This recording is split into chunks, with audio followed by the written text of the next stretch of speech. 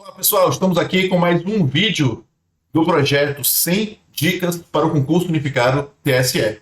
Vou trazer hoje aqui mais uma questão que vai envolver tanto a lei das eleições, a lei 9.504/97, quanto a Constituição Federal. Mas eu insisto, apenas o conhecimento da letra fria da lei, da letra fria da Constituição Federal, já lhe dará todo o arcabouço necessário para que você acerte essa questão. Vou expor aqui na tela a questão para vocês. Veja, nós temos aí uma questão também da CESP, SEBRASP, TRE Piauí, aplicada em 2016, cujo tema foi Direitos Políticos no Direito Eleitoral. E a questão é bem interessante. Vamos lá, de modo que para cada alternativa eu vou trazer uma dica distinta, conforme eu havia falado. A gente vai ter, na verdade, 3, 4, 5 dicas para cada vídeo. Aqui eu vou trazer 5 dicas, cada alternativa, uma dica. Vamos começar aqui. Assinale a opção correta de acordo com as normas relativas à elegibilidade. Primeiro, a gente tem que compreender que existe um artigo da Constituição Federal que vai tratar das condições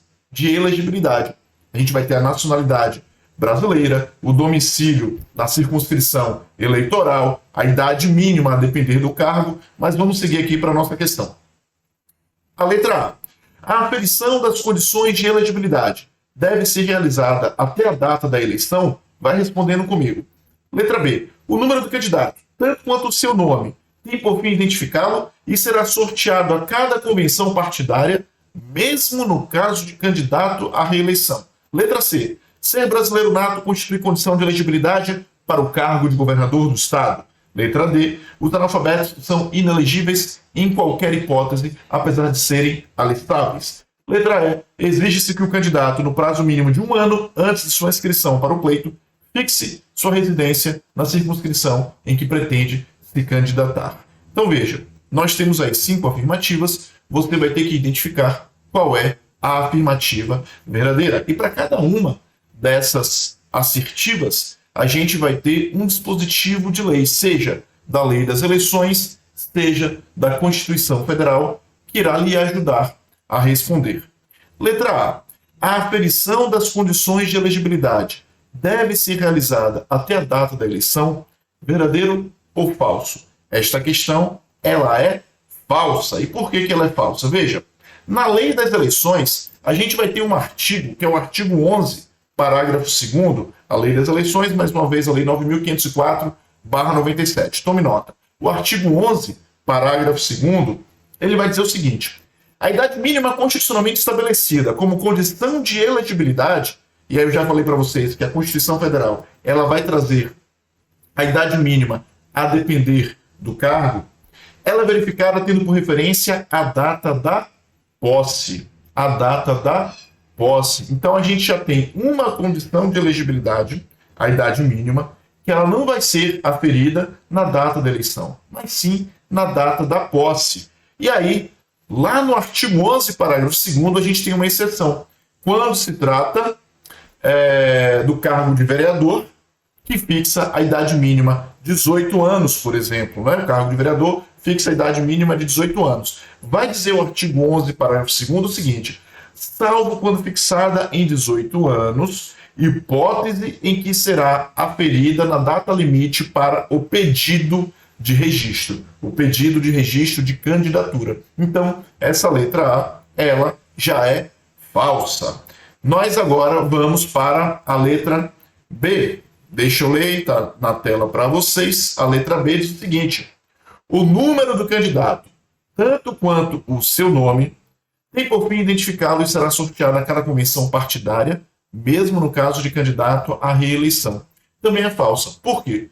Porque a lei 9.504/97, lei das eleições, tem um dispositivo que é o artigo 15, parágrafo 1º, que ele vai dizer o seguinte: aos partidos fica assegurado o direito de manter os números atribuídos à sua legenda na eleição anterior.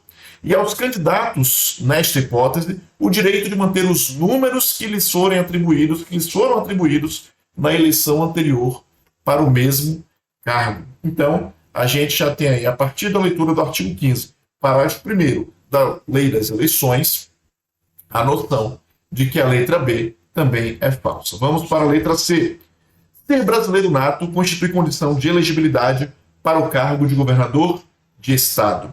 Veja, a gente sempre fala da importância de você ter o conhecimento do artigo 12, parágrafo 3º, que trata dos direitos da nacionalidade. Pessoal, os direitos da nacionalidade caem bastante também. O artigo 12 vai trazer lá a questão dos brasileiros natos, os brasileiros naturalizados. No parágrafo 3º vai trazer quais são os cargos de brasileiro nato. É importante você ter esse artigo 12, parágrafo 3º em mente. São privativos de brasileiro nato os cargos. E aí vai trazer presidente, vice-presidente da República, presidente da Câmara de Deputados, presidente do Senado Federal. Então imagine o seguinte: presidente da República e todos que vêm na sua linha sucessória.